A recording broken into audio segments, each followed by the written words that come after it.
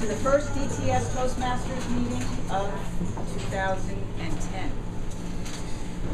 It looks like we have a lot of new faces here tonight, so I want to, again, welcome the newcomers and guests. It's great to see you here. Hello, how are you? And for tonight, we do have a new member that joined the club this month, David Gottlieb. Is he here? That's there me. he is, David. Good job, David. Great entrance, David. Very good, very good. So I'm Michelle Sotelo, and I'm currently your Vice President of Education here at the Dining Club.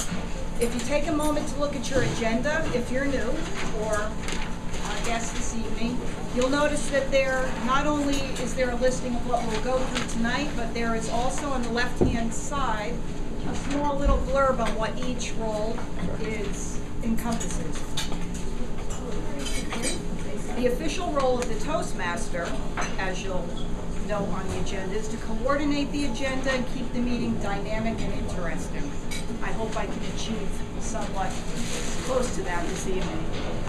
So our theme tonight, in honor of this new year, 2010, 2010, 2010, I keep hearing all these different debates on what we're supposed to call this year. But in honor of the new year, our theme is new and improved.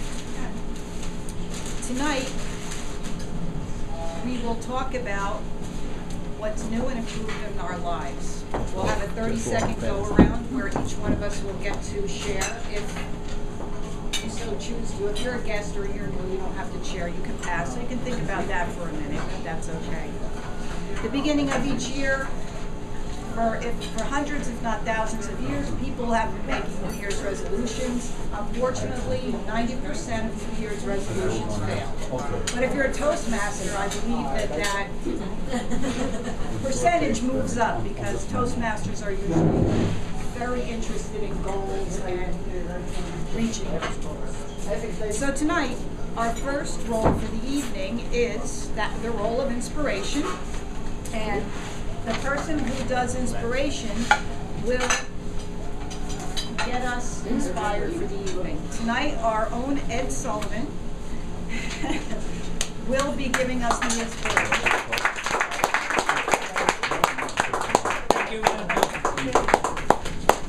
Madam Toastmaster, fellow Toastmasters, and welcome guests. The inspiration, when I get to doing an inspiration, I think of a good inspiration. And anytime I think of an inspiration, I always go back to Kipling's If poem. So what I'd like to do is read you Roger Kipling's poem as an inspiration to help us get started in the new year, new and improved. If you can keep your head when all about you are losing theirs and blaming it on you. If you can trust yourself when all men doubt you, but make allowance for their doubting too. You can wait and not be tired by waiting. Or being lied about, don't deal in lies. Or being hated, don't give way to hate. And yet don't look too good or talk too wise. If you can dream and not make dreams your master. If you can think, not make thoughts your aim. You can meet triumph and disaster and treat those two imposters just the same. You can bear to hear the truth you've spoken, twisted by knaves to make a trap for fools. Or watch the things you gave your life to broken. Stoop and build them with worn out tools. You can make one heap of all your winnings and risk it in one turn of pitch and toss and lose. Start again at your beginnings and never breathe a word about your loss. If you can force your heart and nerve and sinew to serve your term long after they're gone, and so hold on when there's nothing in you except the will to say to them, hold on. If you can talk with crowds and keep your virtue, or walk with kings, nor lose the common touch. If neither foes nor loving friends can hurt you, all men count with you, but none too much. If you can fill the unforgiving minute with 60 seconds worth of distance run, yours is the earth and everything in it. and which is more, you'll be a man, my son. That was written by Kipling for his son. I thought it would be a good inspiration. It's always an inspiration whenever things get to me or when things get down and start thinking about things. And I can always turn to this, and when I read it, it gives me some, especially the part where to meet with triumph and disaster and treat those two imposters just the same. I think that's really good, because so many times we think that we've done something, and like if I just didn't do that, things would be so better. It's so stupid. What a dumb thing to do. Like, I shouldn't have done that. I shouldn't have taken that risk. I shouldn't have taken that chance. Things would have been there. And it's really the way things just turn out. Because there's other times where you say, you're the smartest guy in the world. I did that, and it worked out this way, and it was really great. That's really just the way it turned out. It's really, you take a chance, you take a risk, and things happen. And you got to go with it. And it's really not you that succeeded or failed. It's really the course of what happened. You took the chance. You wanted something. You tried it. And that's really the important thing. And that's really the point I'm trying to make, is that you really just have to do it. The only real failure of it, the only real failure as opposed to success, is not doing it, not taking that chance. I mean, the idea is, you get up there and you take it. You don't think you'll ever regret it. I mean, I've done some pretty stupid things in my life. People will say, "Hey, that was a stupid thing to do," and I've done some pretty smart things, and people will say that was a pretty clever thing to do. But it's really, the only reason they're saying that is the way it turned out.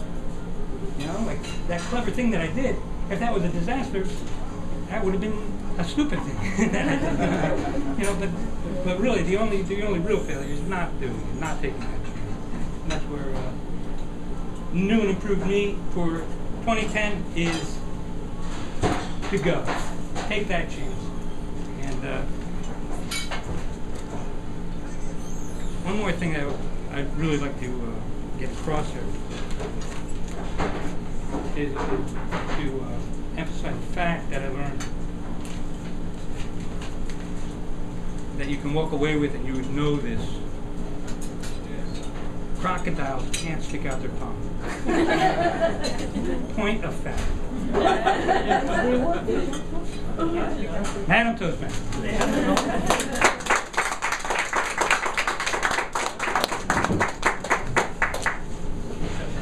Thank you, Ed, for your inspiration and crocodile facts.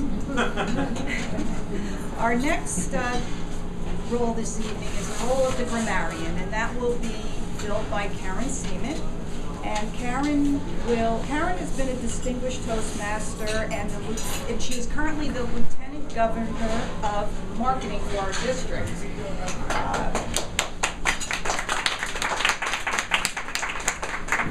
If that's not enough, Karen's also a realtor and a venture capitalist, and she will be coming up to let us know what the grammarian does and to do what the grammarian does. Karen.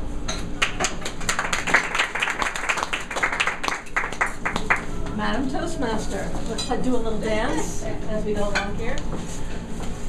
The role of the grammarian is to help people to understand that when we're up here speaking, we're here doing a role.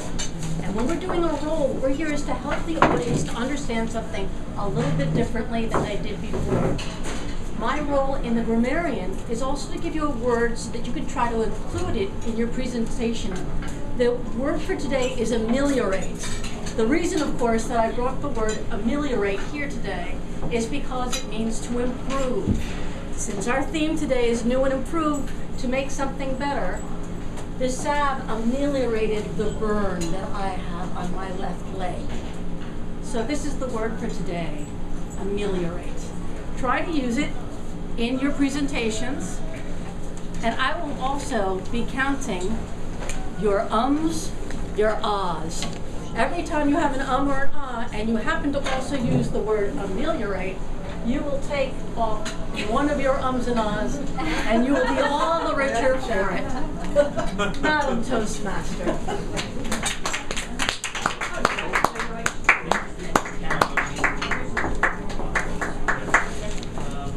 Thank you, Karen. We do have two other reporting roles this evening. That is the timer and the count